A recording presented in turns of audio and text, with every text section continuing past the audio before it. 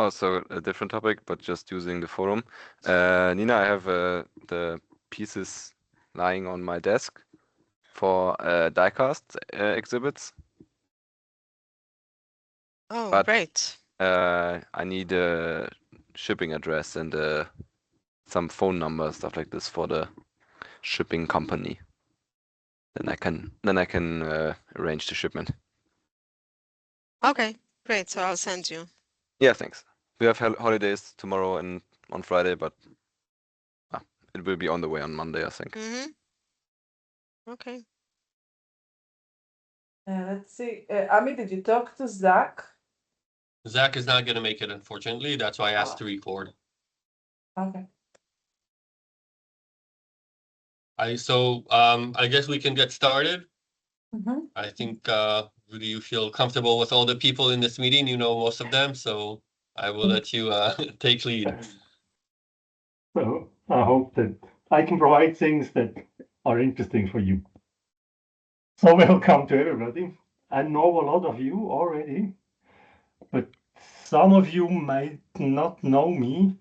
I was working at the FSW for about 15 years. I'm partly retired for 3 years now.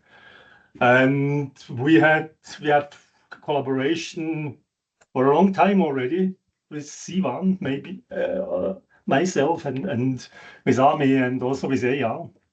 And after making 2 papers, I proposed Ami to once give these basic lectures or lectures on materials processing basics, and at least he agreed.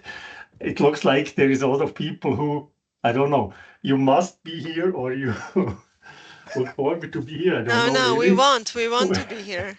Let's see how it works. All of us. Yeah. I'm speaking on behalf of most of the group here. That's fine. So at this point, I will start with my presentation. If something is not clear, if you have questions, it's quite difficult to have all the pictures or all the videos in my eye. Please just start talking. So if something is not clear, if you want to know something more, no problem for me. This should be a discussion. I mean, this lecture should be for you and not for myself. And my proposition was, so I start sharing my screen.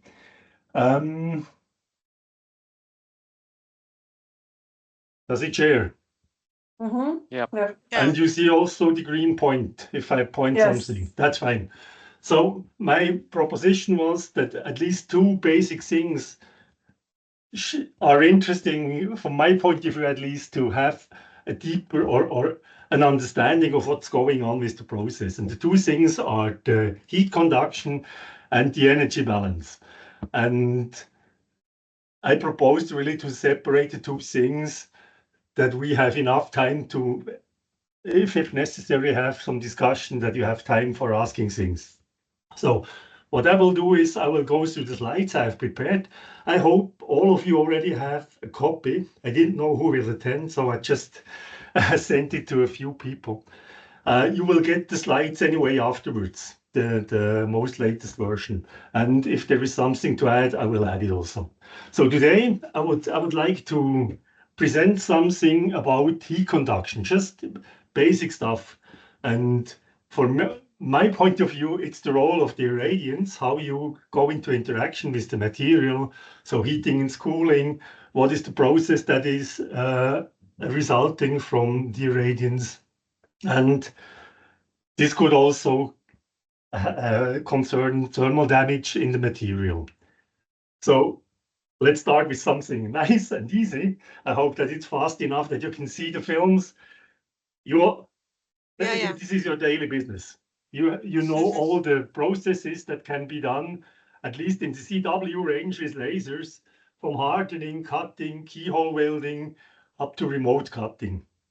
Of course, it's well known how it looks like. But the question, of course, is what is the reason that you have these different processes? And to start with, you might know Sampé, it's a French cartoonist, made this nice booklet, Rien n'est simple, which means in English, nothing is simple, or nichts ist einfach. And this is in particular true for laser processing.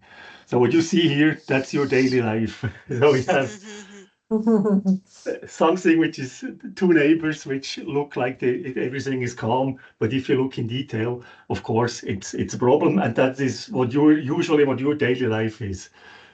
Today, I would like just to have a look at the big picture. So nothing with the details, only an overview, and it is basics. And basics means basics. So I will show many or quite a lot of formula, but there's no need for you today to really go into depth of this formula. I would rather like to show you how you can easily access to basic process features.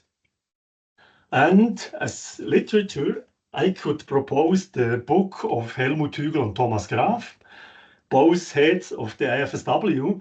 This is the materials processing with laser, and it just it was published last week, so it's really very new. Up to now it was just in German, and now it is in English also. And most of the things I will show today you can find in the book, a little bit different in how it's written, but basically it's the same, following page 160. So quite new, and I can recommend that if you want to go into depth a little bit more, this is really a very good basis with a large overview. It's much bigger and much deeper than what we will do today. So what we are talking about is laser material interaction. You have, for example, this DBL laser. In your case, that's dynamic beam laser. Right? This is the official abbreviation, as I have learned. So you have the DBL laser, 1 micrometer wavelength, for example. You have an average power, you focus it, and then you got an intensity distribution in the focal plane. In this case, it's a kind of diffraction pattern. And then you put there a workpiece, and this is the material, of course, which should be processed, and I guess which is the main topic of you all. And this already shows that you have two completely different things. One is the laser beam properties. This is what Civan people usually are doing.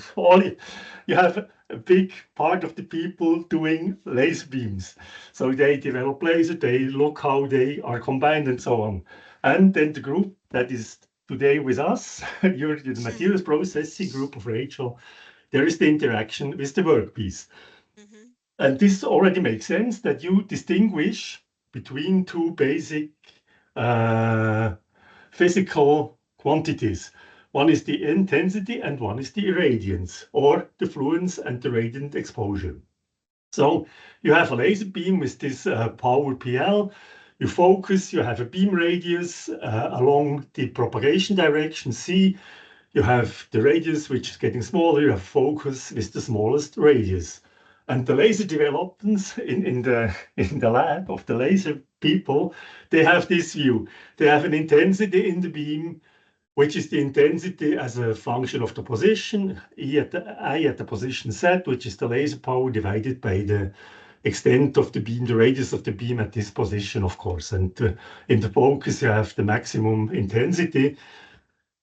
And you have a fluence in the beam. And the fluence is, you take your intensity at every position or at any position, and you multiply it by a certain time. And this time can be, for example, a pulse duration. If you are piercing, you have short pulses. So the T is the pulse duration, which gives you then the fluence. So this is joule per area in this case. Or this is the measurement time or duration. And then we have the same beam, but now we put a workpiece in the beam, which is that what you are doing or what people who are processing want to do. So this is the application engineer's view. And now we have an interaction with a workpiece. This is the surface of the workpiece. This must not be necessarily in the focus. This can be defocused, at any position Z. So it considers the position of C, and it also considers the angle of incidence on the surface. And this is usually called, or should be called, irradiance. So it's a different value. Intensity and irradiance are not the same value. This is exactly, or this is meant what happens on the surface. So here the abbreviation is J usually. But of course, these are just letters. So what we have here, we have again the laser power, but now we have the radius of the beam on the surface and not the radius of the beam in the waste or in the beam anywhere. This might completely differ your irradiance. The intensity, of course, stays the same. The intensity here at this position would be like this, but here, if you have an interaction, you need to take the irradiance. And in this case, the fluence, which is applied to the surface, is now the process time. The time you illuminate your surface is taken here and multiplied with the irradiance, and then you get the incident fluence, it's sometimes called, or Graf in his book now says radiant exposure. He prefers this. So these are really two things, and the following, even if, or most of the time, I'm saying intensity, I mean irradiance. So we are talking about the interaction of the beam with the surface with this picture. And this is decisive for the process. And another comment in the beginning, intensity and fluence in dynamic beam lasers. If you have a pattern like this, for example, 9 points, each point has one set point. And if you do this in the shape generator, then you have now it's the intensity still, it's not yet the irradiance. You have the intensity in the main lobe. Here in one of this is the main lobe which appears here, which is given by the laser power divided by the area of the main lobe. And the process time now that you have is given by the number of points in the shape, in this case 9, divided by the refresh rate of the shape. Then you get how long one point is illuminated, which means you get the local fluence at this point. And I call this dwell time, how long one of these points live. And the longer one of these points live, the more energy is deposited, but the intensity does not change at all.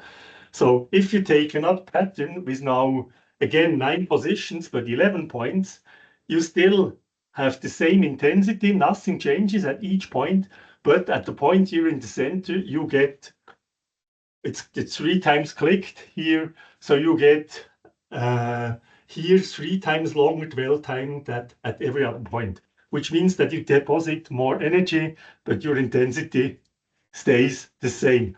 This was one of the questions that came up several times already. So maybe we'll come back to this later. Is this an integration of the intensities then, or how? It's multiplied. It's just the intensity times the dwell time. Okay. In the first order, at least. Yeah. Then you have these repositioning times and so, which might change a little bit, but it's just multiplied. So it's 3 times. You have to divide. In this case, you have 11 points. So you divide your frequency, the 11 points, by the shape frequency, then you get the dwell time for 1 point, and then in the center it's 3 times this time. Maybe a catch here is that I don't know my time frame yet. I mean, this is now speaking about a time constant, like, or the maximum switching frequency of our points, correct? Like the dwell time is not defined yet, so I can't, because I don't have a time frame, I don't know what the energy in the end is, do I? You do. I do? Yeah, the dwell time is the number of points in your shape divided by the shape frequency. Okay. That's the dwell time for 1 click. Yeah. And if you click 3 times at the same position, you have 3 times this time. In our workflow here, I don't set the frequency yet. Maybe that confuses me. I only set the shape frequency inside the shape generation. Yeah. That's what I mean. That's the Yeah, shape yeah. frequency which is set in Okay. the shape generator. I agree. Ruedi, Yeah. but let's say you have a sequence of shapes, Yeah. not just one, and they're not the same.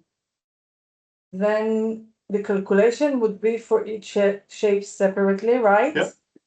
But if you look at the time of the process, you would say it depends on the dwell of each shape, the dwell duration of each shape. That makes a mess, definitely. But it makes it complicated. You are right. Yeah, it's But completely. that's what happens. I mean, I completely agree, Rachel. We can discuss this once another half an hour together, or with everybody here. We can stay on this. Today, it's not really the basic topic. It's just to show you the difference between the fluence and the intensity.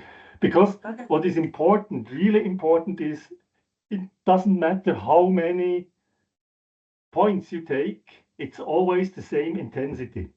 The intensity in the beam, and with it then the irradiance on the surface, does not change. Only the energy, only the fluence changes. This is the important message here. And if you come to intensity, then you will see later that the dwell time or process time is an important value, what type of process you will achieve. That's basically the topic today. What happens with this time? And in your case, it's awful. You can move and you can illuminate and you can switch and whatever. You have different shapes and it's really awful. So with every shape and every point, the conditions change. You will see it again. Also, and this is a short inset, the second short inset. Only one part of the power, of course, goes into the material. So if you have irradiance on the surface, a part goes into the material and one part is usually it's reflected just in the surrounding. And there is three distinct situations. One is single incidence. You go just on the surface with no angle of incidence here to the normal. This usually happens, for example, with hardening. Then you just have work on the surface. And in this case, the amount of or the fraction of the light that goes into the material is given by the absorptivity, which is called A in the book of graph. That's why I also use A. And I have here made a graph. Myself, I have really made a big literature search to make these curves for the different materials. If you want, I can give you even the basic data which is involved, or at least a larger version of this graph. Sometimes it's very useful. You have here the absorptivity as a function of the wavelengths for all these materials. If you have inclined incidence, for example, in cutting, or if you have oblique incidence for whatever you're doing to prevent back reflections or so, then you have here the normal of the surface. You have this angle of incidence, which is always taken against the surface. And now you also have Fresnel absorption. So the polarization plays a role. If the polarization is parallel to the plane of incidence, so the plane which is made by the beam which is reflected here, then you have the blue curve. And if in the red, if you are perpendicular to this plane, you have the red curve, and in average, you have the green dashed curve. And you can see that if you're working with polarized beams, I don't know if your lasers can be made polarized. It is polarized. Is It is it? polarized. Okay. Yeah. So if you have an oblique incidence, you have to, in addition, take into account the behavior of the angle. And you see at the angle of incidence of about 80 degrees in iron at the wavelengths of 1 micron, you are almost double, no, more than double the absorptivity in the material. That might be helpful sometimes. Sometimes you don't want it, sometimes you're happy. So this is not good or bad, this is just different. And the third case is deep penetration or keyhole welding. Then you have a hole where the light is more or less trapped. So it's like an Umbrichtsphere where the light stays in. And in this case, it's called absorbance.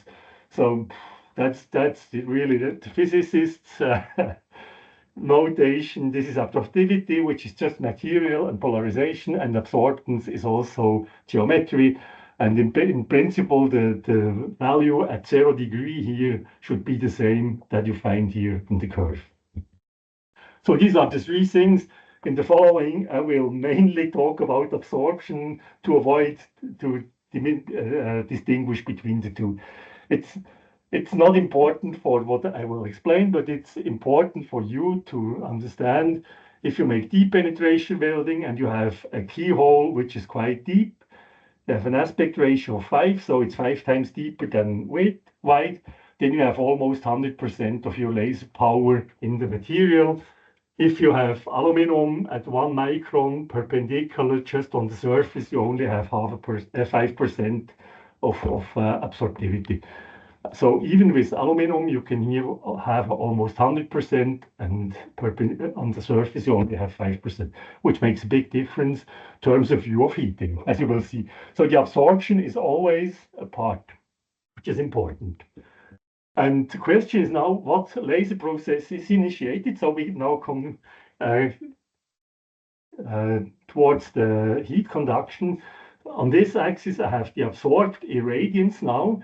So I have the irradiance and some absorption coefficient, which I do not really mind, but this is what really is in the material on this axis, from 100 to 10 to the 14, so it's a huge range. And on this axis, I have the duration of interaction. How long do you heat your sample? And the dashed lines are the fluence which is applied. And now, I guess you all know these process windows. You have seen this. It starts when it's slow. I would say this is slow or long illumination, not so high absorbed irradiance. You have hardening and tempering. If you increase at the same duration, you increase the absorbed irradiance somehow, then it starts melting. You get soldering and heat conduction welding, melt treatment. And if you increase the irradiance more, you get melt ringing, keyhole welding, cutting, and or piercing, where part of the material is evaporated, the rest is liquid, and the vapor pressures pushes the liquid material out of the interaction zone. And then, not so important for you, but just to complete, you can have almost everything is evaporated. Maybe Civan also will go to short pulse lasers, then you will reach these regions also. So we have evaporation drilling, surface structuring, and so on. And you can get, I mean, there is no real limit up here. Today, I have seen experiments 10 to the 22 or so absorbed irradiance. So there is no limit in this direction. In this direction, femtosecond, shorter than femtosecond will be not be realistic in the next future. A few attoseconds maybe. So here, that's 1 picosecond. And the question is now, why do we have these windows? Yeah, that's how you read it. If you have 10 to the 6 absorbed irradiance and 10 milliseconds of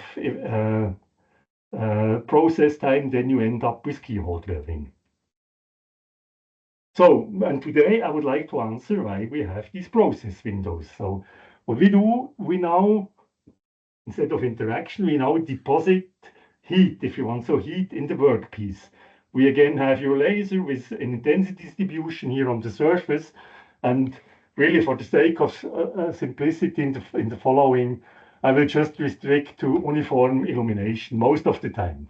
You can apply things to your laser, but I will restrict to uniform illumination. So this is what happens. You have your incident absorbed irradiance, A times J, because it's perpendicular, it's the absorptivity. And this laser now deposits energy within the volume, which is given by the absorption depth of the laser beam in the material. So what you make, you heat up this volume Q, you heat up with the energy which is deposited with the absorbed laser energy. The units of Q is joules per second per cubic millimeter. So if you want, so it's power per cubic millimeter, but because it's heat, it's rather energy. So it's the change of the energy per volume per time. That's what exactly happens. And this Q in, increases now the local temperature. So what you make, you put energy into your material, and the energy dissipates and heats up the material. So because energy or heat and temperature are related, as I will soon show, and simultaneously, of course, you do not just provide energy, you also lose energy here into the material. This can be described in first order, at least, with this general heat conduction equation for thermal diffusion. Some of you might know it. If you don't know it, it's not really necessary to understand everything, but basically it's not so complicated. So these deltas here, these triangles, it's not a delta, sorry, it's a triangle, is the Nabla operator. That's how it works, just to explain. And then we have three parts in this equation. We have the Q, that's what I explained, that's the spatial and temporal change of the heat per volume with joule per cubic millimeter per second. This is the part to the left here. Then here we have the temporal change of the temperature, and here we have the spatial change of the temperature. This holds because this notation is because lambda is not or is a function of the temperature in this case. So lambda is I should explain the abbreviations. T0 is the temperature of the cold material if you start your process, or not cold, it's the temperature of the material if you start the process. It could also be liquid temperature. Lambda is the heat conductivity, lambda CH, rho is the density, and Cp is the heat capacity. So these two are not dependent of the temperature as in this equation here.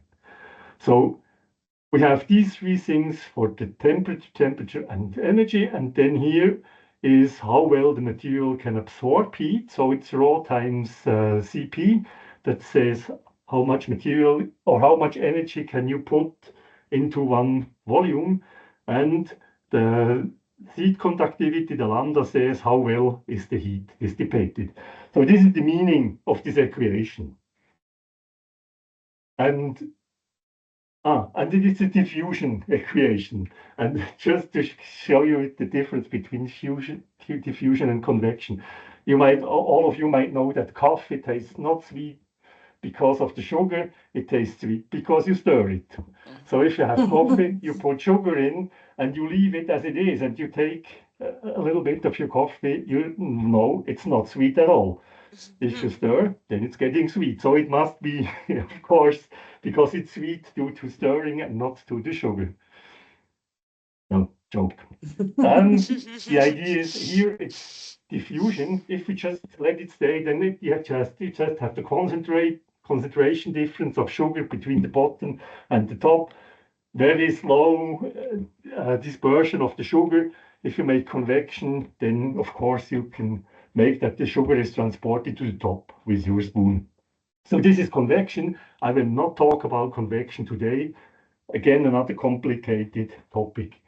The heat conduction equation is the diffusion. That's typical diffusion equation, which would also apply for sugar, by the way, instead of temperature. And it's sweet, how sweet it is, and what the concentration of sugar is.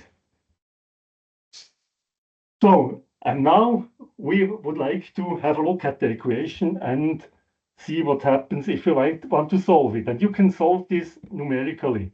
I have made a comma here, exact numerical. I'm not really sure if all numerical solutions are exact, but however, this is domain of Andrea Sotto. You all know him very well, I guess. Good collaboration. Definitely. Very, very good work. No question for me. That's why I mentioned him at all. So what he is doing, he is solving really this equation numerically. This gives nice results, but very difficult to understand what is going on. And what I will try today is to show you mainly one simple analytical solution to understand how the process or what is going on. This is not exact, but it shows the principle of what is what happens. Heating, cooling, and heating and cooling.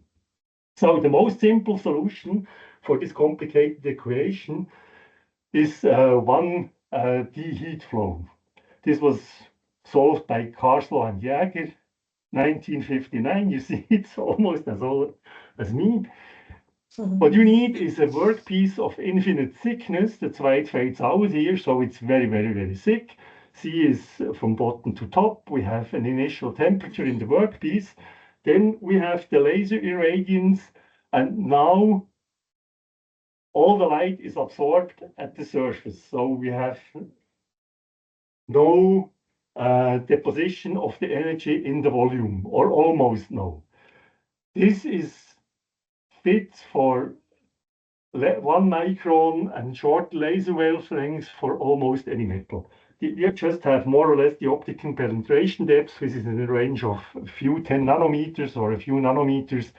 So compared to the size of the beam, which is typically 50 microns, 100 microns or whatever, is very, very short. So you can assume that you absorb everything at the surface. Then what happens is, if you deposit here the energy or power, then we have the same picture as before, but only in one direction now, in Z direction. So the heat flows downwards.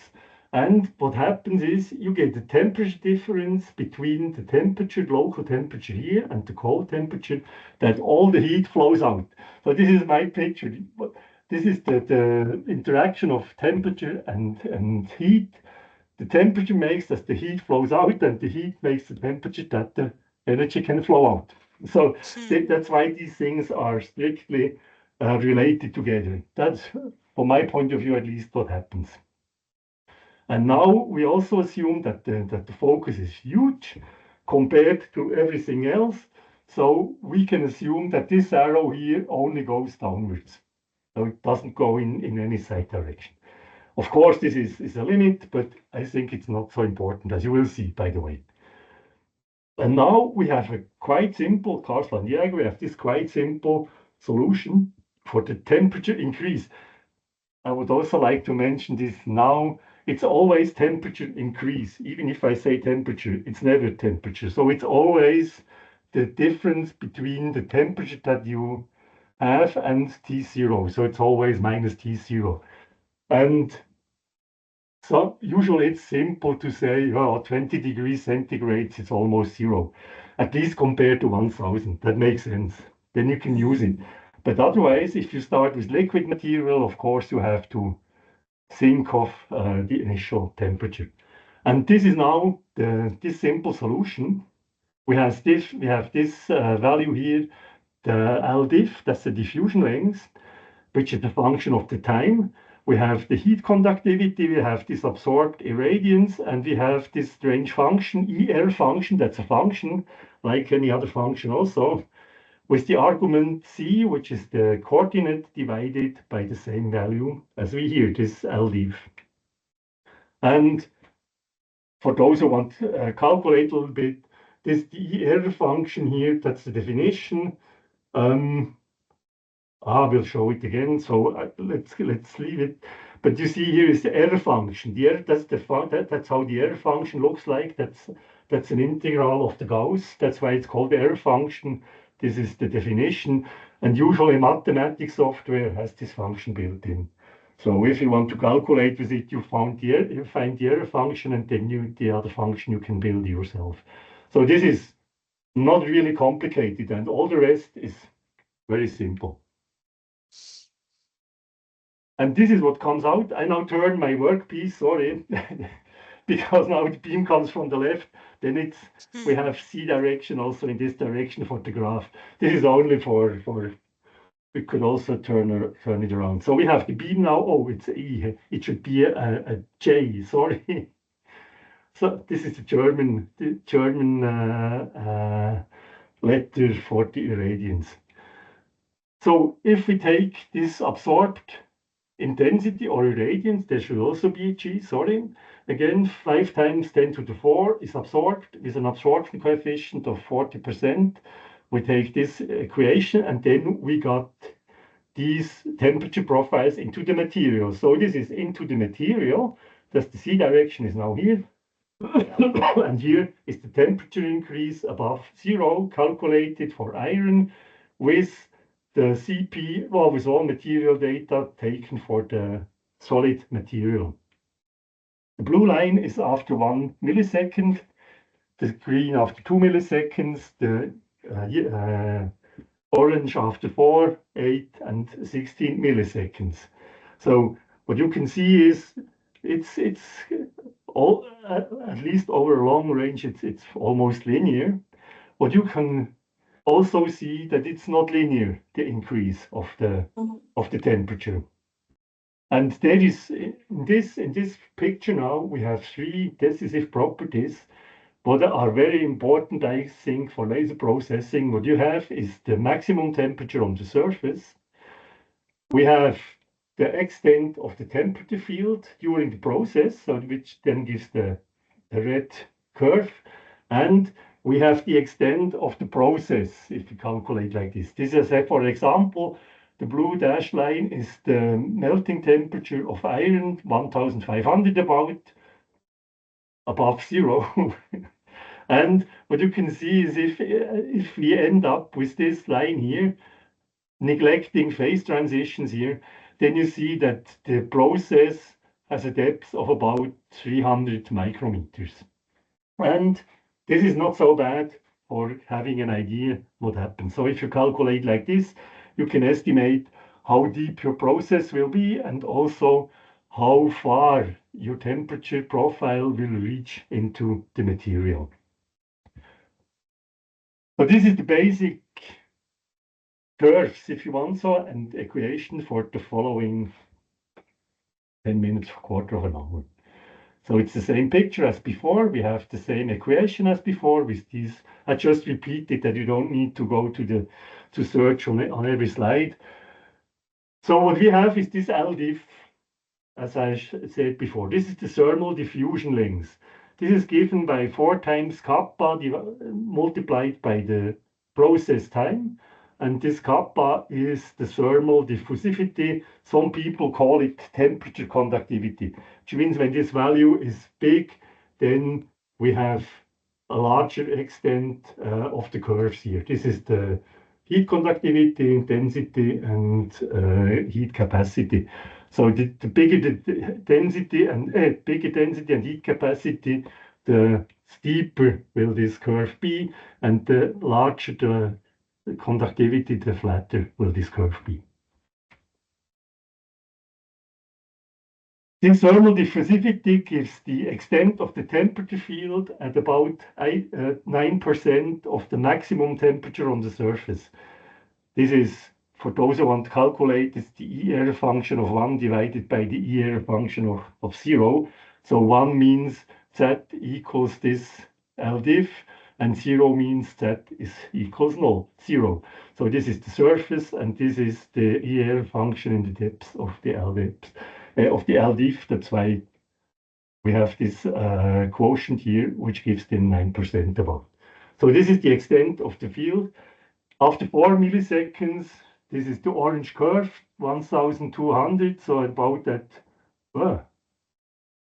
10%, 1200, so it's 120 about is the height here. So the thermal diffusion length for the orange curve is 0.6 millimeters. For the red curve is, now we have 2500, so it's about 250 and a little bit less, and this is 1.2 millimeters. So what you can see is that the diffusion length into the material is a function of the root of the process time. So if you have 4 times the process time, 4 times 4 is 16, you have 2 times the diffusion length, 0.6 to 1.2. So if you want to go deeper into the material with your heat wave, if you want to have twice the depth into the material, you need 4 times the time, process time, to reach this depth. It increases with root of time and decreases, of course, with density and specific. And the diffusion length is an indicator, if you want. So it's not really the value, but it's an indicator for how big the process will be. I called it process influenced width and depth. So this is not so nice, but however, what is rather fits is it's really an indicator for the heat affected zone. So what you can see, the heat affected zone here, we have, this is out of a paper of Ogawa et al. 2021. It came out. They made some experiment. We'll come back to this a little bit later. And this is the heat affected zone here. They said in the middle was the process that was welding, deep penetrating or keyhole welding, and here are the two heat affected zones. We'll come back to this example a little bit later. And as we now have a diffusion length, we can also define what very large focus means. This means that during the process time, the focus should be much bigger than the diffusion length. Then you only have one-dimensional heat flow. And infinite material thickness means that your material is much thicker than the diffusion length is into the material. And here, of course, the question is, what is the process time? This duration of interaction or process time. If you have pulsed operation, for example, during piercing, or if you have a pulsed laser, mainly in your case during piercing, it's just the duration of one pulse, at least if you move your beam between two pulses. So this is the interaction time. If you move your beam, then it's getting complicated, more complicated. Then the interaction time can be regarded as this is the time during which your moving beam is illuminating a spot. If this arrow should note a single spot, let's go back once. So then your beam moves, passes by, and as long as you have your beam here on a certain point, you heat up the material. If it's passed, it stops heating. So the process time is the diameter of the beam divided by the feed rate for CW lasers. That's what you usually have. And now we have DBL lasers, Rachel. We come to your question if you want so. So here the process time is some DBL feature diameter. And remember, you have this strange refraction pattern on the surface. Usually the DBL, the diameter here is just the diameter of the main lobe. So you have here the D beam is exactly the D beam, you take the main lobe. Why you take the main lobe and not the? I don't have 1 second. I give the answer, I guess, in 1 second. You have you have a shape. If the shape is made fast enough, then of course the shape counts also. So the D is the diameter of the shape. And you have the active area even. So depending on what you are doing with your beam, it might even be the active area, this D. And the choice really depends on what you want to know. But now the answer for you, Nina, the active area is about 10 times bigger than the main lobe. If you look at your tables. So this means that the intensity or irradiance you can achieve then is about 100 times lower. So usually the active area or a side lobe is much deeper in irradiance, which means that very often the main lobe is decisive for what is going on in your process, but not always, definitely not. I completely agree. So if you want to define what is your process time, you really need to consider what exactly you want to look at.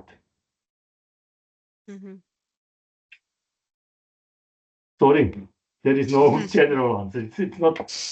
That's one of the things with your laser, but I mean it's nice. It's not bad. It's nice that it has a total different bullet. Like it's not. It's really. Yeah. Totally look, different. I made a slide now. Typical durations of interaction. This is the table for the DBL 416. I think its name with 14 kilowatt. We have here the focal length of the lens, diameter of the main lobe, maximum intensity in the beam. It's not the irradiance, it's the intensity in the beam. We have the maximum active or diameter of the active area. And if you say, oh, we never are faster than 120 meters per minute, that's 2 meters per second. And then the smallest diameter you can achieve is, at least with this table, is 68 micrometers diameter.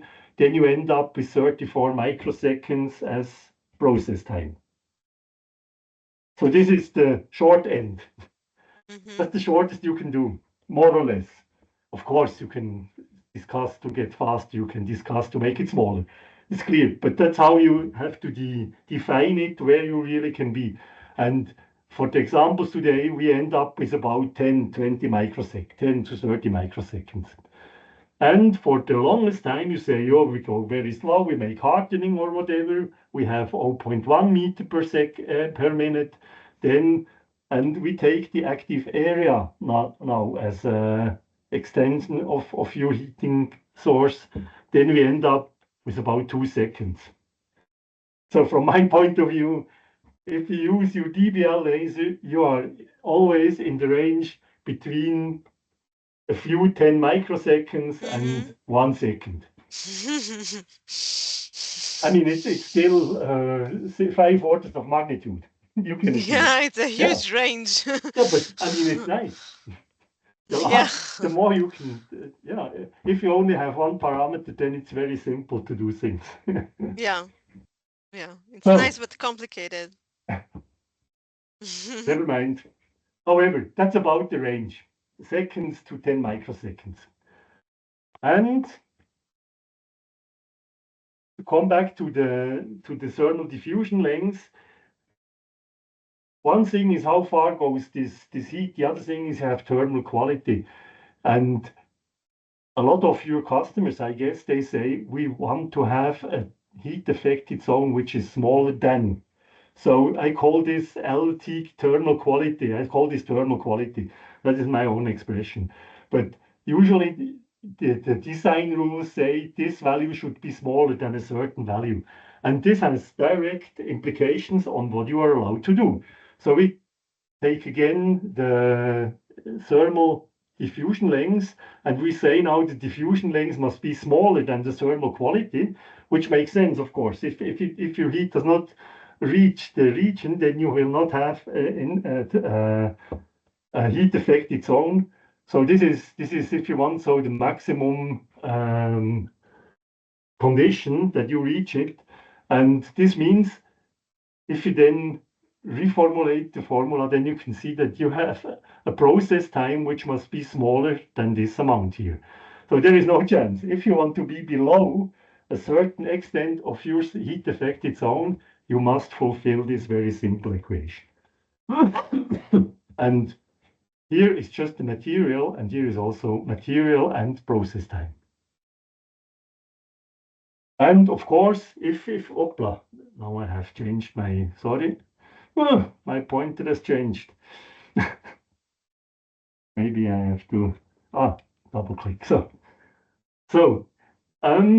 if you have a pulsed laser, it's simple. You replace it, and if you have your DBL laser, then of course it can go back to the feed. Then only later you have again the feed rate, and here is the diameter which is decisive.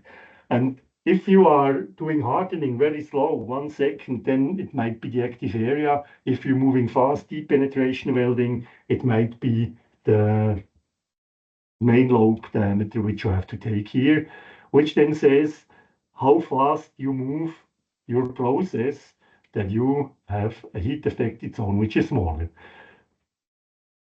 And there is one remark in between before I come to the graph. The thermal diffusion length does not depend on the irradiance. This is just an extent of the temperature field.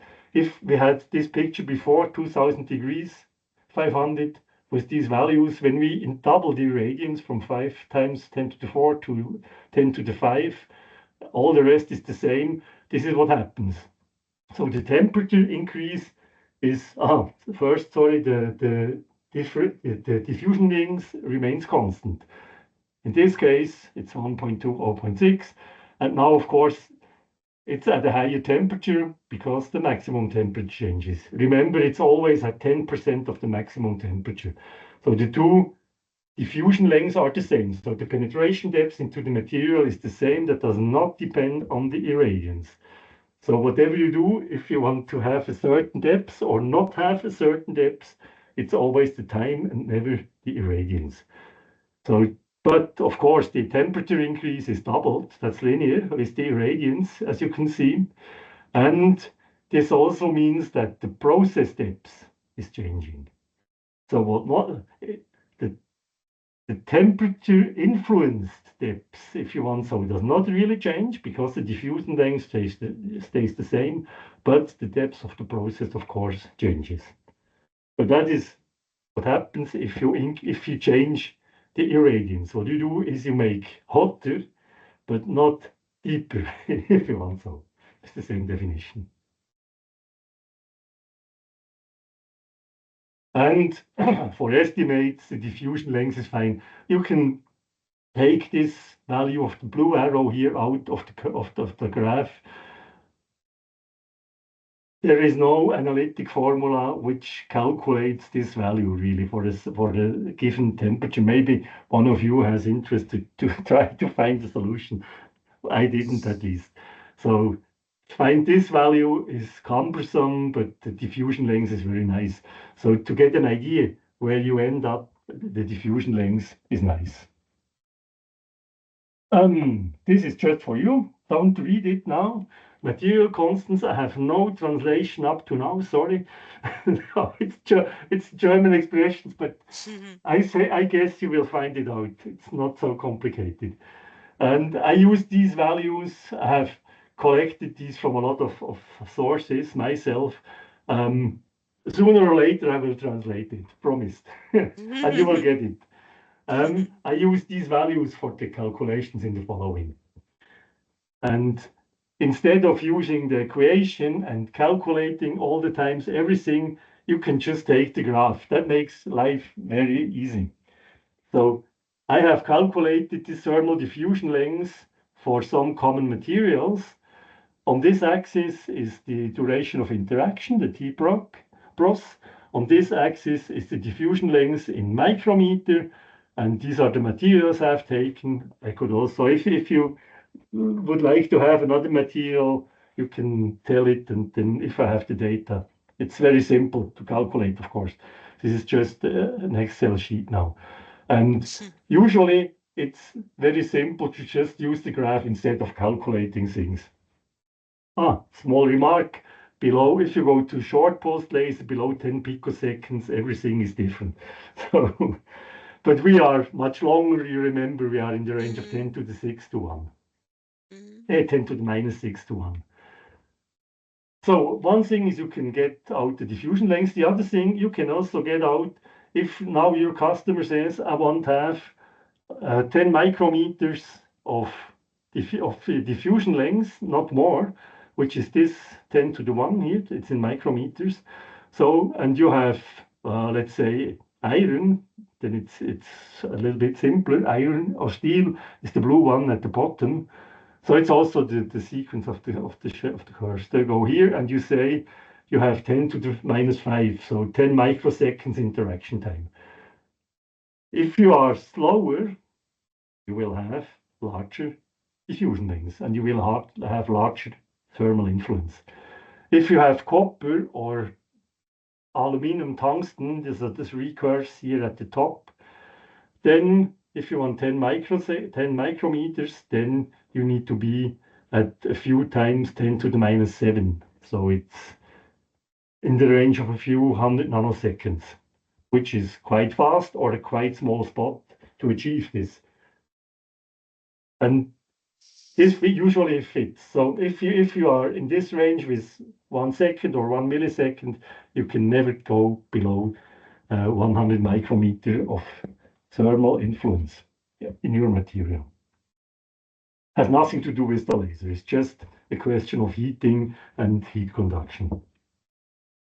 And this is in particular for you, remember, we have said about 10 microseconds of interaction time to up to a few seconds.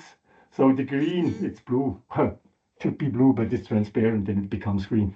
So that's the area here you see is where you usually operate your lasers and your processes, which means you cannot go below about 10 micrometers of thermal diffusion length, at least not with your actual settings. So you need really to change things. So the heat affected zone would be at least like the smallest would be like it will be 10, largest, maximum this. maximum this. Yeah. Look, if you go to this picture here, of course the heat affected zone is also a blue dashed line. It's not really the thermal diffusion length. It's also dashed line. If you have iron, the phase transitions in iron are in the range between 900 degrees and 1200 degrees. You have the different grain structures. So it will be in this range here. So it will be up about 1 millimeter. If you have are at very lower temperatures, no, it's still fine. So it's still the maximum. But you can imagine if the curve is much higher, then it could be longer or at least the size of the diffusion length.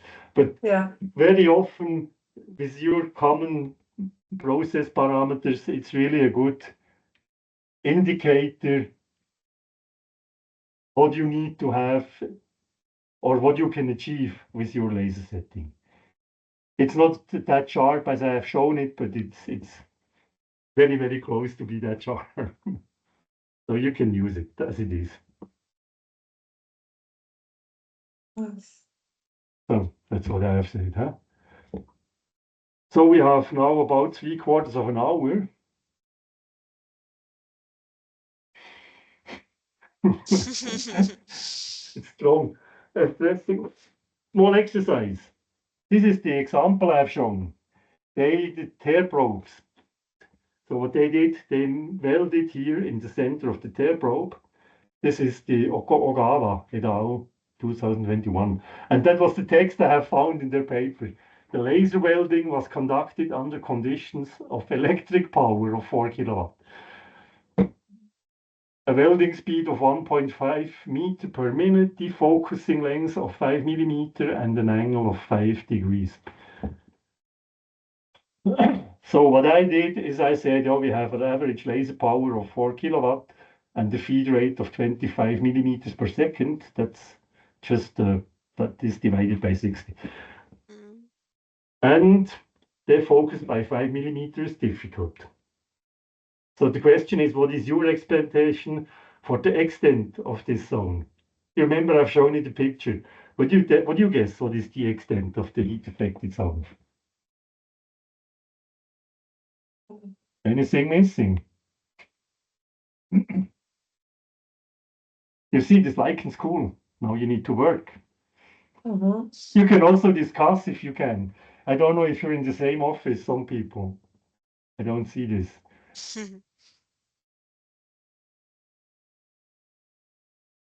Do you have an idea how to estimate it at least? The most simple case. Make it simple is that's the my finger of the day. Keep it simple.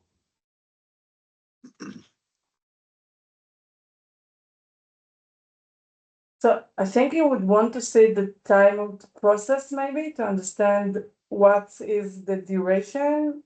I agree. The material. What's Yeah, genau? material, right? And for the process time, you need the wasn't the diameter steel? of the beam. No, it doesn't say still. And It's they not a- don't say the diameter of the beam. They just said the focus length of 5 millimeter. They didn't say the focus. What's the size of the beam, right? So they don't provide all information that we need, to be honest. That's what happens in real life. But it gives you an idea what quantities you should provide to your customers that they can understand what's going on. Also, no idea. So what I did, I keep it simple. I say my beam is 1 millimeter. That makes it simple to calculate. Yeah. But it might be bigger. I don't know how. It depends. I mean, defocusing by 5 millimeter doesn't make any sense. As long as if you don't know the focal length and the diameter or the Rayleigh range, doesn't make sense, to be honest. However, I took 1 millimeter. That makes it easy. So the duration of interaction or the T broke with a C, sorry, is 40 milliseconds. Mm-hmm. And now what do we do with the 40 milliseconds? That's what I meant. You take the graph, don't start to calculate. You go to the slide 24 or whatever it was, 23, take the slide. You know that you are here with 40 milliseconds. You know that it was steel, by the way. Yeah, Somewhere I thought it was steel, but it's not written. I actually assumed it was steel. No. It's not written. That's another information which is you remember I told you that's always things that happens. What information is missing? So Nina said the material is missing. So the material is in Laserwelt, huh? Nah. Also, but probably it is written inside the paper, I guess. Like I think the material. I actually immediately thought it was steel. I don't know why. You thought it was?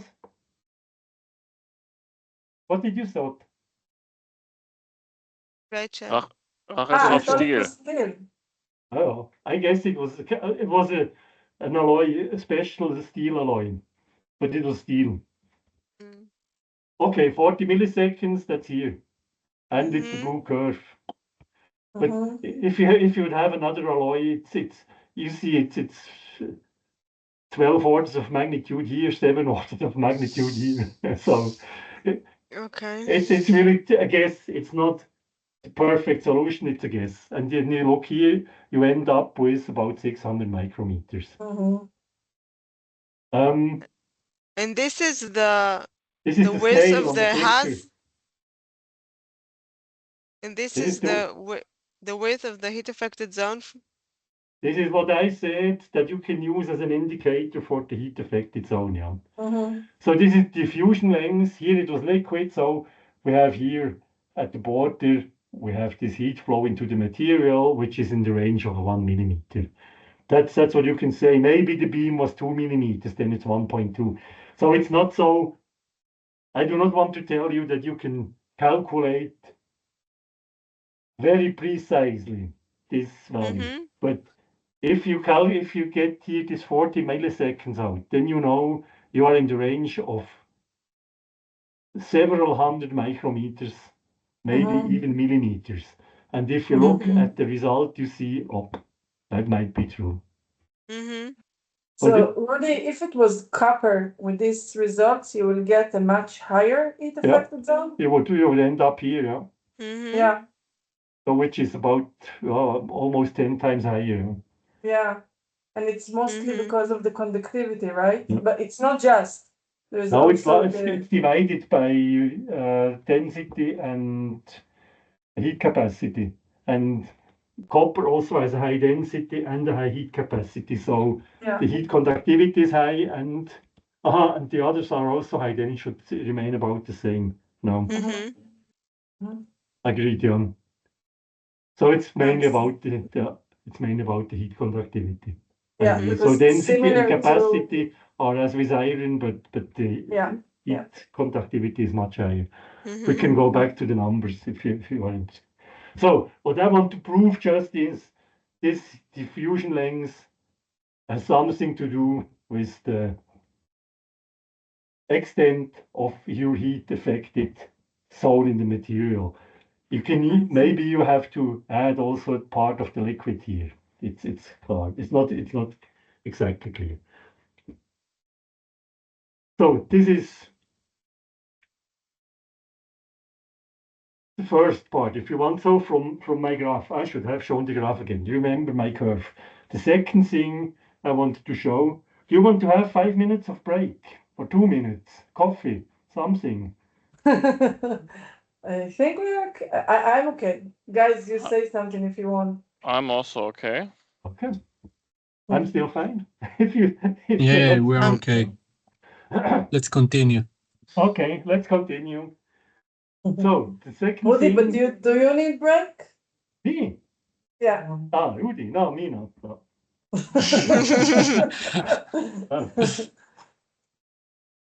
So the second thing, so this was the extent of the curve as I showed, and the extent of the process. And the second thing is the maximum temperature on the surface. And this maximum temperature more or less defines what process you will have in the end. And we have again this equation we already had. This is the ER function. And if you now go to the surface, you say C equals 0, which is here. Then you have the ER function of 0. X is 0.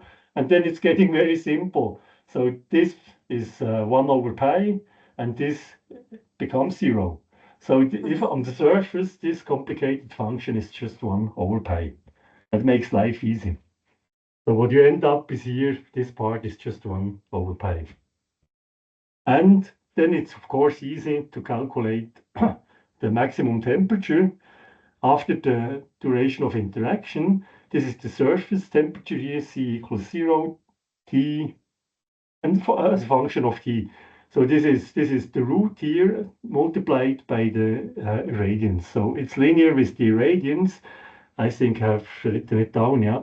It's linear with the irradiance. So we have seen it in the curves before, if you double the irradiance, you have double the surface temperature if your T is the same. And it is proportional to the root of T, which means if you heat twice the time, you will only get root of 2 temperature increase on the surface. Or with other, if you want to double your temperature, you need to irradiate 4 times longer if you keep the irradiance the same. Because it goes with the surface area, right, of the irradiance, isn't it? The root comes from the diffusion length, where you have, look, this is the diffusion length, because the diffusion length goes also with root. So the root is in here, in the diffusion length. So the irradiance, there is no diameter. This is just an irradiance for a huge beam, or infinite large beam.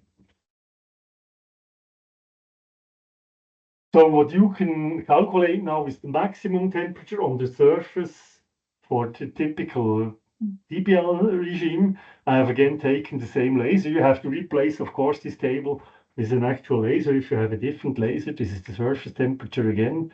The maximum temperature you can achieve is, in the case with the very short focal length, is about irradiance is about 4 times 10 to the 8.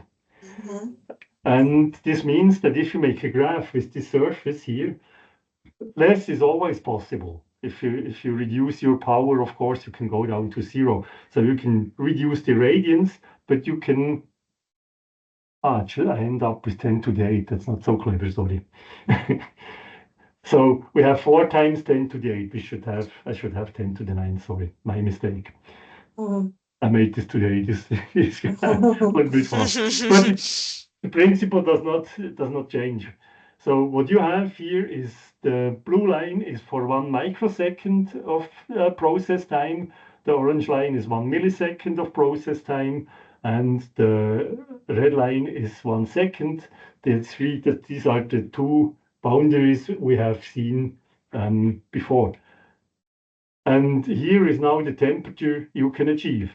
And this makes sense, of course, if you have to look at melting temperature, for example. This is calculated for iron. Melting temperature is 1,500 degrees. And, that was too fast. What I wanted to tell is, if you now have an irradiance of 10 to the 6, then 1 microsecond of interaction time is not enough to reach melting temperature. So you just move over your surface, but you will never melt the material. So what you need is you must illuminate longer. If you have here if you have then 1 milliseconds, of course, with this 3 orders of magnitude larger, then you can see that it's easily exceeded the melting temperature. So this is what happens. If you have a certain irradiance, then you can see how long do you need to irradiate the surface that you can reach the temperature you want to have. Yeah. Or on the other hand, if you have melting temperature, what was the other thing? You have one certain interaction time, then you can see what irradiance you need to reach melting temperature. So this is what you can get out of this graph again. And if you want to reach evaporation, then this is the dashed line. This is about 2,800 degrees in iron. The initial temperature was about 0 again here. So if it's already liquid, it looks a little bit different. But what I see, it's interesting in this graph. This 10 to the 3 to 10 to the 8, this is really what you have in your laser. So this axis is no cheating. And this axis is just what happens if you use the range you can use. And what you see in this representation is that evaporation and melting are very, very close. Which means if you want to have melting without evaporation, you really need to adjust your irradiance and your interaction time that you end up in this small region between the two dashed lines. If you exceed it, you have evaporation, you will have keyhole, whatever. If you are below it, you will end up with the solid material, nothing happens. And if you want, for example, make soldering or something like this, or heat conduction welding, so we really need to hit this small difference here. And I would say the estimate, if you know the absorptivity of your material, is quite nice. You can once test it, how close you are with your process parameters to be in between here if you have heat conduction welding, for example. So just to understand, basically for iron, if we have like tens of the eighth, we will reach evaporation immediately, not? You will reach evaporation again 3 orders of magnitude lower, which is 1 nanosecond. Yeah. So if you have a 1 nanosecond pulse, we should reach melting temperature. It's 10 to the 8 parts per square centimeter, which is also not so far away. That could be. So what you do is you make a nanosecond pulse on the surface with 10 to the 8, then you have a small melt layer. Of course, it will not have a big penetration depth. You will not have a large volume. This is then the energy balance. How large is the process? And so this is rather a question of energy, but the temperature that you reach is a question of the irradiance. So this is what I meant is the difference between the two topics. One is how much can you do, and here is today is what can you do with this. But to come back again, you need to hit usually where you want to be here in this case. That's why also usually you make a lot of experiments to find this window. So you go faster, you make a little bit more power. You could also just make an estimate where you should end up. That would help. And here's the same curve for aluminum. I mean, I could also, if you're interested, I could do it also for other materials. This is just an Excel table. Yeah. It is interesting because in aluminum copper, we often want to be in a conduction mode, so we will not have too much mixing to avoid the intermetallics. So it really helps. It depends on where now. I mean, this is on the surface. This is calculated. You should keep in mind this is calculated one-dimensional heat flow. It's the really simple approach where only the surface is heated and everything is thermal diffusion. So if you now have aluminum and copper this way and you melt from top, then it works. This is the approximation. If you have copper and aluminum this way and you melt from top, then you need also heat conduction. Then you need to go back to the curves and see how deep does it go. Then you can go to this. You remember the curves which have shown the temperature as a function of the depth. Then you can really take this and see what temperature you get in what depth. Cool. Yeah, I mean, the major drawback of the things I'm telling today is if you exceed here melting temperature, then the material properties change. I have calculated this for the rho, Cp, and lambda for solid material. So if you exceed melting temperature, you should change to rho, Cp, and lambda for liquid material. Sometimes there is a big difference. Sometimes the difference is not so big. If it's not so big, then the curve still hold. If it comes to evaporation, if you exceed here 10 to the 4, or if you exceed evaporation temperature, then above here, the curves are not really sensible. It's more to see how the behavior of the function is. So you should keep this in mind. It helps for 1D, it helps for surface, it helps how deep it goes. It helps to understand, I mean, if you have other things, you just you just need to change here point, or you need to solve it. Makes it very cumbersome, but the basic principle is still the same. And for the rule of thumb, I would say it's at least nice to get an idea where you can get. So, and of course, the maximum temperature you have on the surface now defines what process you will end up with. If you have evaporation temperature on the surface, you will have something like deep penetration welding or piercing or whatever. If you are below evaporation, you have something which is, or in between, you have the melting or molten material, and below it's just hardening and structure changing and so. The harder the material, the better the approximation is correct. The harder, I mean, not liquid, solid. That's what I meant with harder. And then, of course, this is just straightforward.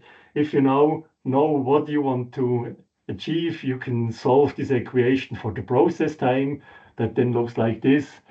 What you have given a radiance, then and temperature you want to achieve, for example, melting temperature, you can calculate what process time you need to get there. So basically, it's just, where I have been, it's just here changing the axis. Instead of having the irradiance, you then have here the temperature, and as a parameter, you can take the irradiance. So that's the same. So you can calculate the temperature, or you can calculate the irradiance. That's just straightforward. I just put the formula in for completeness that you can use it if you want. So you can also leave it if you want. So. Another remark here, you remember I've already said it's really an approximation. It's not the correct solution. One of the questions is the 1D approach correct? So do we always have a large beam and very small diffusion lengths or whatever? If we still have semi-infinite material, this is the equation we had up to now, where I explained the stuff. There is also, of Karsa and Jaeger, there is a three-dimensional solution for it.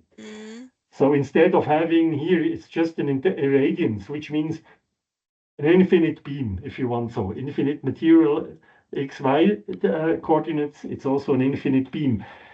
The three-dimensional case, we have this additional term here, Suman, where the radius of the beam is in. So here is the modification, if you want so, of this, if you have a point source instead, or at least a limited extension source instead of this infinite source. And again, you can then see what happens on the surface. This is just 1 over pi, and here the 3D version of it looks a little bit more complicated. Here the IR function does not disappear. That's why I did not use it. It makes everything just complicated, but does not really explain more. This is when 1D applies, when the process time is shorter than the beam radius divided by 4K. That's very simple. Look at this graph now. You remember, I've shown it already at the beginning. So we are approaching the solution of what I said. Here is again the absorbed irradiance on this axis. This is the duration of interaction. Absorbed irradiance is defined here. This is the process time defined here. And these are the two equations, 1D and 2D equation for the temperature increase. So here it's 100 watts per square centimeter to 10 to the 14, and here it's this 8 seconds to 10 to the minus 12. And now it's again calculated for iron, semi-infinite body still. That's still an approximation, of course. The brown, or whatever color it is, lines here is the liquid temperature. So it's the same as before if you want so, but now it's the direction of interaction here. So this is the liquid temperature, and the red lines are the evaporation temperature. And again, you see they are very close. It's really uncomfortable close. So if you do anything, you always have to, if you want to have just liquid, you must be in between these two lines. And this is for steel, right? This is for steel. This is steel. This is for steel. Fa. Ooh, Fa is iron. That's the. Oh. Yeah. Here it's written. Yeah, it's written. Yeah. And you see what happens. This is the 3D solution for the 200 micrometer spot. Then the lines do not go here straight forward down. They bend a little bit and get horizontal. So if you are in the range of 10 milliseconds or longer with a 200 micrometer spot, that's this combination, then it plays a large difference, or it plays a role. If you are in the range of milliseconds of interaction, that's what's maybe typical with you. So in this range or a smaller spot, then both solutions are identical. So you should keep in mind, if you have long interaction times or large or small spots. I'm not sure what happens if this is smaller. Sorry. I guess if it's smaller, then it goes up. Then it plays a role instead of the 1D. Just keep this in mind if you want to calculate long interaction times. And now we can go back to our process windows, and you see hardening and tempering are below. And here the melt treatment, everything which is liquid is here in between about. And then if you have part, that everything comes at the same time, sorry. If you have here the part is evaporated, then you have this cutting, mainly keyhole welding and piercing, and then the exotic processes when you are far above the evaporation temperature. So this is why you have these process windows. From my point of view, very simple equation that explains what happens. Even the 3D is not much more complicated. And if you now go to the DBL, of course, which is of major interest for you, we have again these two, the shortest and the longest duration, this 40 and this 30 and 2 seconds, microseconds and seconds. The irradiant, oops, where are we? Oh. So, here we are. If we assume that the absorptivity and or the this is the I can't tell it, absorptivity, this is the absorption. A is the absorption, I think. Is the absorption? No, it's not absorption. It's absorptivity and that doesn't matter. A or eta A. This 10% is aluminum or so, or copper, a little bit less maybe. 100% is when you have a keyhole, everything is coupled in.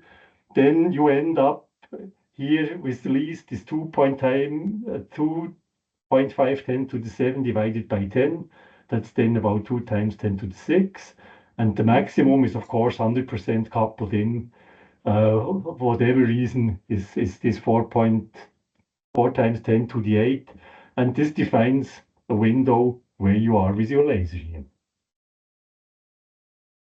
And I was a little bit surprised when I saw it. It looks like, I mean, it's nice to have this process window. But what you see is that with your conditions or process properties you can achieve, you are rather high in temperature. in this graph. So whatever you do, even if it's low, if you have a long time illumination here, then you are far above evaporation temperature.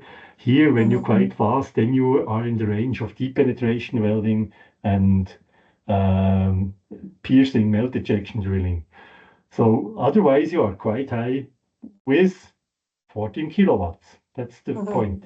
So what you can do is, of course, you decrease the laser power. Then the complete area moves downwards.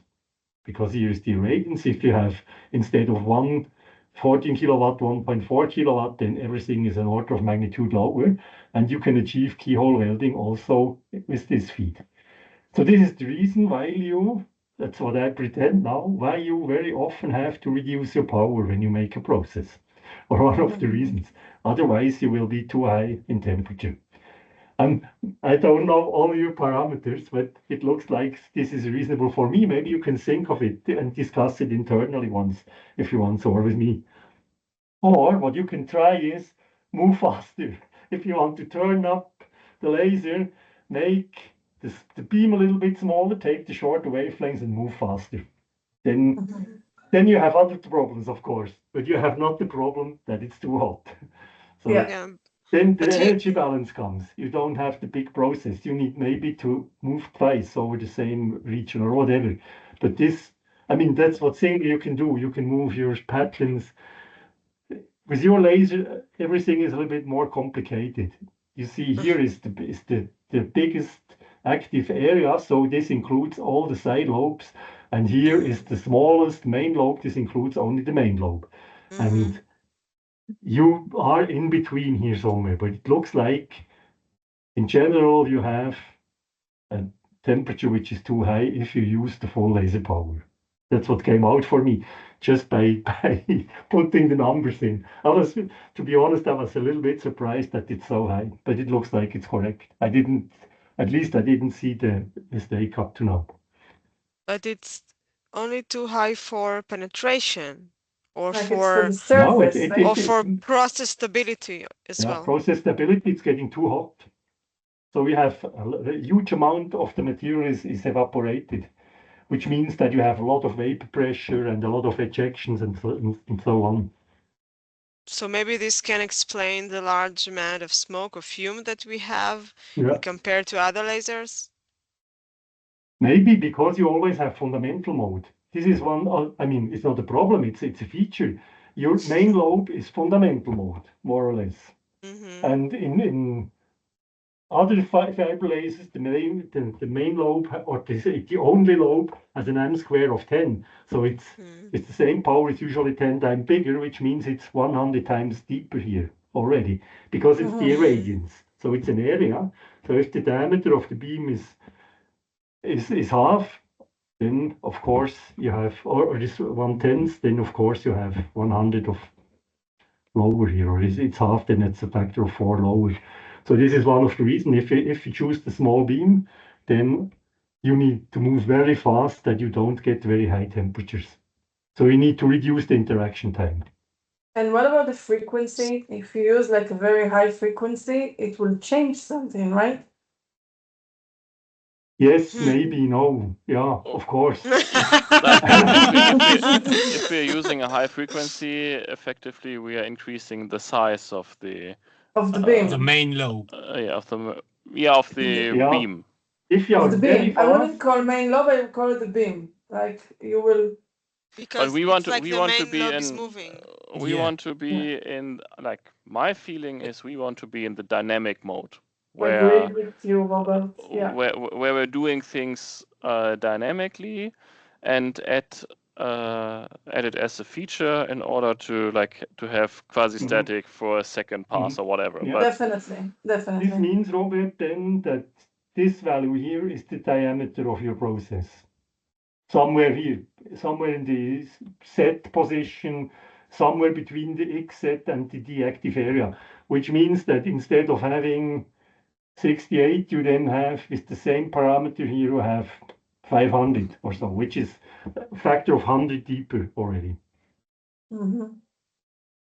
That's what you meant, I guess, huh? Yeah. That the shape defines the diameter of the process and not the single point, which means that the movement or the shape frequency was so high that the process sees only the complete shape and never the single point. That would help, definitely.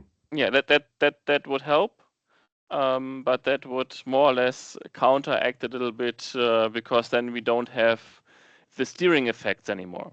I mean, yeah, but you can switch between the shapes. Yeah. Yeah. Good point. Yeah. So that's also what in visualizer I would always switch between shapes. So I would use to make be so fast, the frequency so short that you always have the complete shape in the process, and then say the process I want to change, in this case maybe convection, in a way that I change the shape with the correct frequency. And you cannot see this effect here in this table and with the theory. No. Impossible. But what you can see is what a single shape is doing with the temperature. Because if I have a static shape, let's say like something triangle with the right power, and I mean between shapes, I cannot change the power in the end. So the so this is constant here. Yeah, it's gonna be constant over the process because in general it doesn't matter which. If I have a triangle or a circle, the 14 kilowatt won't change, but it won't change in the irradiance. And so that I can maneuver around, I need to know where my triangle, so to speak, beam shape is, and I need to know where the circle is, and then maybe by switching between, we end up in the middle of it. I don't know if that's. Yeah, maybe. But or then, you say one shape is you take one shape out of the green area, you move with the one shape your green area down because it's much bigger, and then you switch between the shapes and you go again into the green area. It depends on what the frequency between the shapes is then. Yeah. Completely agree. But keep in mind, if you make the shape bigger, so if you make the shape here now 700, let's say, so 10 times bigger, which is 100 times less, so it moves 100 times slow, but it also moves 10 times to the right. Because it's 10 times longer the interaction time than here. So it moves not straight down, so it moves with an angle. like a shift. With the root of time. So it follows the dashed line. The fluence is the root of the time. So it follows the dashed line down. But then, Ruedi, if it's very small and very localized in the material, then is the effect that dramatic in the sense of the evaporation and everything? if you exceed evaporation temperature, you have evaporation, which means and then you have pressure, you have dynamic, you have everything. Yeah. And depending on how far you are above, you get very strange things. Yeah.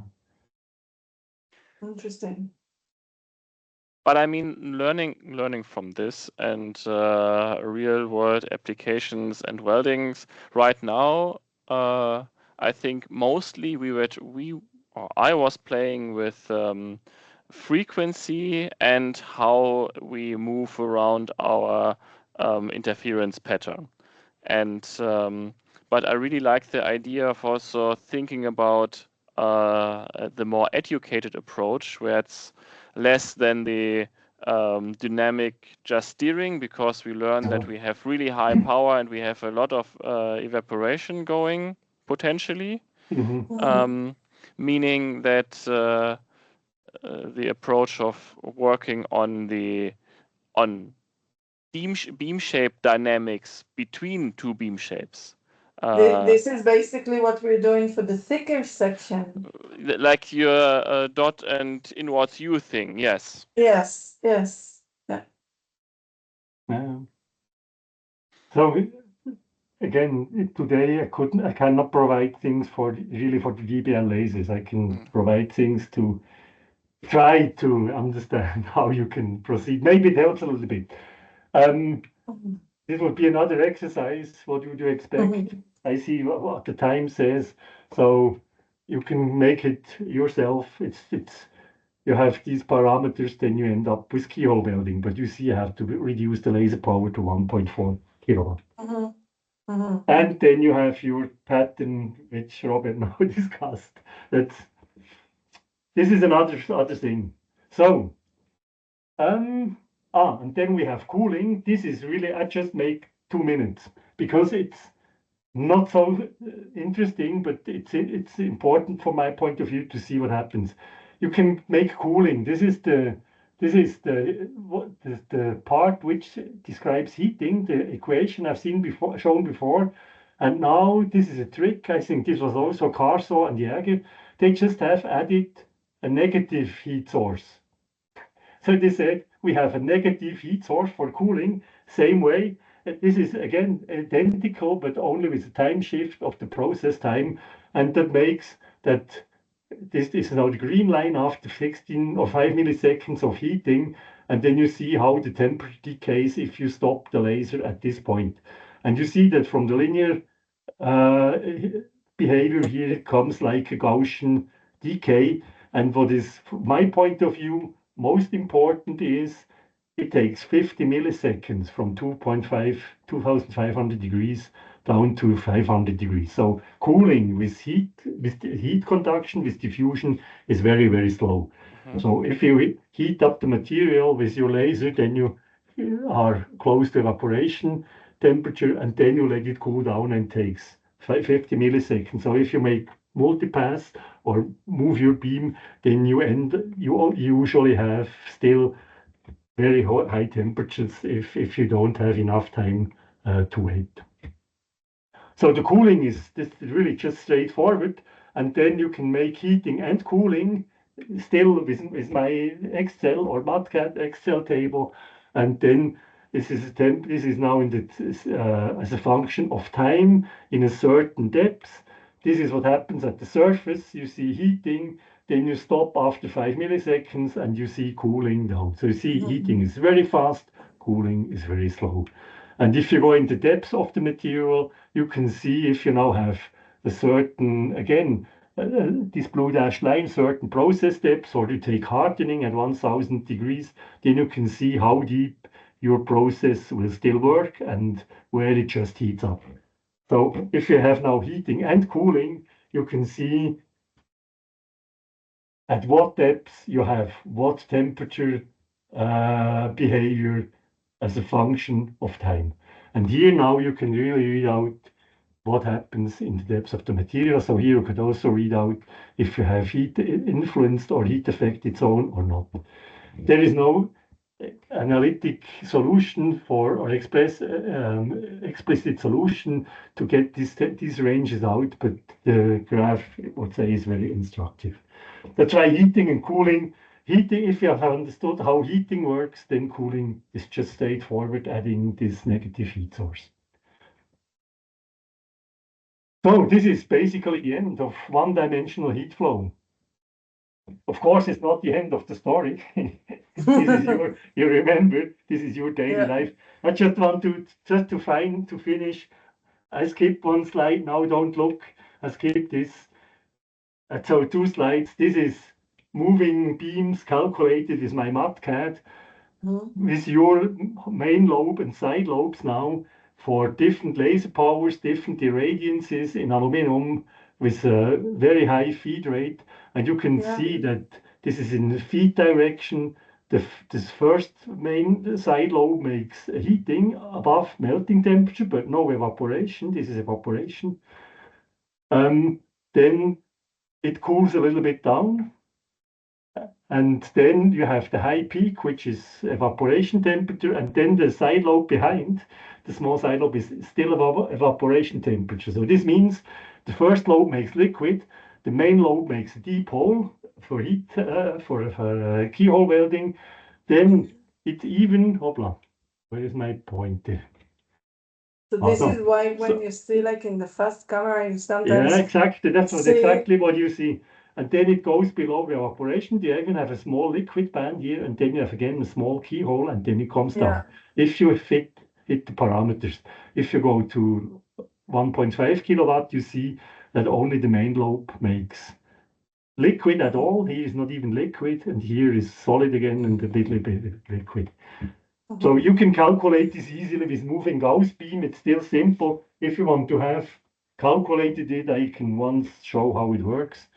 And the final slide for me is, of course, that's what the people are doing with the big calculators, the big computers. So they do finite element. You can switch your beams. You can see what convection does. You can see this is everything of IFSW. From Jonas Wagner is this, and from Patrick O'Toole, the right stuff. You can see when the patterns are changing. You can even calculate patterns. Of course, that's how it is. But today, I just wanted to show you, or give you an idea how it's heating up and why is it liquid and when is it evaporating and so. That was the plan of today.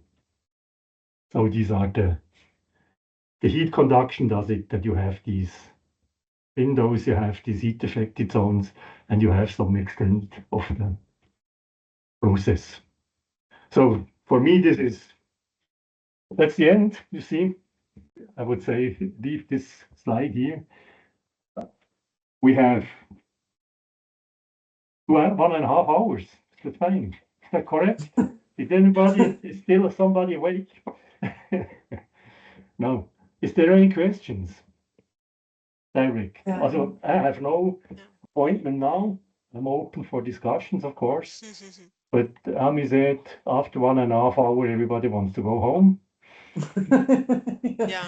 Some of us already had to leave, but I'm sure it's not because it wasn't interesting. It was very good session. Yeah, thank you. Thank Do you you. always do, like in IFSW, simulations for the beam shapes before you weld them or before you test them in experiment?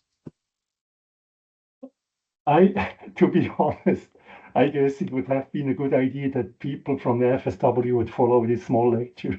Yeah. They're engineer.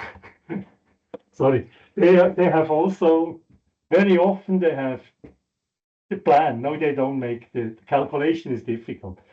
This is one of the problems with these numeric simulations. Usually you need a process to calibrate the numerical simulation. And then it's difficult to really find new solutions with numerical simulation. That's why I personally like analytical solutions. If you want to have it hotter, then you can see it in the formula what you need to make. In the numerical simulation, you cannot see it. If you go back to the slide here with the nice film of Jonas, with the triangle that switches there, we had first the simulation and then the experiment. Yeah. So, but Ruedi, the simulation basically looks at the thermal behavior of the well, right? But what kind of how would you know the quality of the well? Like it's an assumption of how it's supposed to behave? The simulation goes much further. It includes this convection also. So my talk of today only had diffusion. Nothing moves. And if you have convection, that's very effective to transport energy, much more effective than diffusion. As long as the material is solid, then you only have diffusion. But when it starts melting and even move very fast, then you have such effects that you have strange shapes around, of liquid around the shape. So you must include convection to get an idea of what happens. And if you want to start really also to include convection, you can also include evaporation. And then you can include interaction of the evaporated material, of the momentum transfer to the liquid material on the surface. Then you can include spattering. So that's what Patrick is doing mainly. He is going very far with his finite element programming now. They have the data you must ask him or Christian. I know that you still have, or I guess you still have this good connection. And I think he is not so far away from what Andreas is doing now. He's also not on his own. They still have this group of modeling people in Australia, and I don't know wherever they do. Okay. So from really this heat conduction stuff is only diffusion, and the real life, your daily life, is a lot of the effects are convection. So I can explain this. This simple formula explain when you reach evaporation temperature, and then a lot of things happen which are not described with this simple approximation. I think it will be great. That's what I can explain. How big about where you end up, how big is your process, and so that's what comes out here. And that was one of my ideas. Maybe it helps that you do not try to look for a process here. It doesn't make sense. So if you want to know that there is process windows where it makes sense, the amount of evaporated material, and so then it gives an idea where it's interesting. Whether you switch or not, whatever you do then with your shapes. So, but you can learn from here, from my point of view, is to how basically must the shapes look like. So what is the intensity, the average intensity, and so on. And then then you can start, if I switch, I can influence something which we did not discuss today. I can influence, for example, heat flow around, or a little bit heat affected zone, or I can solidification, spatters, whatever. But if you start doing your shape that you are here far out of the process window, then from my point, that's what I would say. It doesn't make sense. Yeah. So this was the idea of today, for at least mine. Sorry, to give an idea, how can you estimate where should we start doing things, or to understand why does it not work. Sometimes, which can happen sometimes. because it's difficult to have a feeling for it. If you do a lot of things, then you get a feeling, if I turn these knobs, then I get the liquid surface. But usually, if the parameter range is too big, then the feeling is missing. Then it makes sense to make a rule of thumb and see, it should be liquid. I suggest that we finish with an idea for the next session. Definitely. So, Ruedi, what would you suggest would be the next topic next time we meet, and we'll schedule that offline. So, if you still want, you can. If you want, so you can first discuss. So, what I proposed is the second, let's say, basics physics topic is the heat, this energy balance. So, how much energy do you require to achieve what process volume? So today was the process. The next would be more, if you want, so the productivity, more or less. So how fast can you, what can you achieve? And so they are not independent. It's the root of in this diffusion links. But however, and your question. So if you think it makes sense, it took me some time to prepare, to be honest.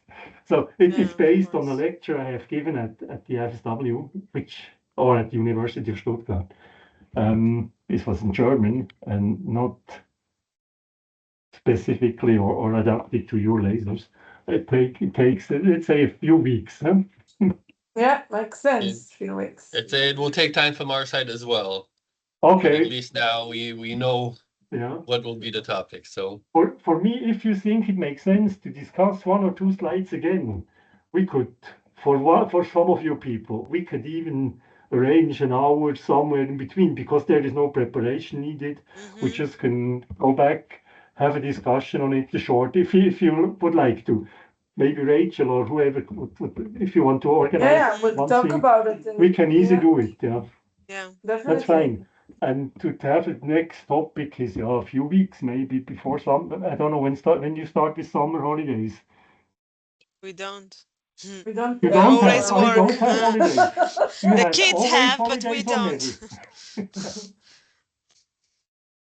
But anyway, we'll take that offline. do you have summer holidays in Germany? Of course, right? We do, yes. Yeah, but I'm So not so Robert will give us like the limits of when time is not about 6 weeks. convenient. About 6 but, weeks would be nice, 6 or 7 weeks, something like this, I would say, would fit for me. Yeah, I think we are very busy in June, so something in the July. start of I mean, July Yeah. would be fitting for Yeah. Hanover team. But I mean, it's up Well- to you. Maybe you can Yeah, I will coordinate coordinate. We'll take this internally when it offline. fits. What is today? Thursday? No, Wednesday. Wednesday, I Wednesday think- 4 is fine for me. Wednesday this time would be great, especially if Zach is gonna be also in the meeting. But if Zach will not be able, so we can do it a little bit earlier. Yeah. But Yeah, we plan to have Zach in, right? Ami. Yeah. But I'm saying anyway, I think this is something that the cadence that we do is usually a month to 2 months between these sessions, just because people are busy. So, anyways, thank you for the talk. I will make sure that the next one will happen sometime this year. Hopefully, not too long. And I hope this is just the first out of many. Thanks a lot. Oh, Yeah, this was thank you. very It was interesting. really, very interesting. You still Amazing, have a nice yeah. evening. I hope it wasn't too spoiling for you. And if you have something, feel free to ask, or if you want to have a short meeting once, half an hour or so, that's fine for me. I will just call you, Ruedi. That's also fine, yeah. All right, Good. thank you so much. You have my phone Okay. number. I gotta go. Okay. Thanks a Yeah. lot. Thank you So all. Thank you very Bye-bye. much. Bye. Bye. Thanks Bye-bye. for your attendance and have a nice evening. Bye. You Thank too. you. Bye. Bye, Ruedi. Bye. Thank you.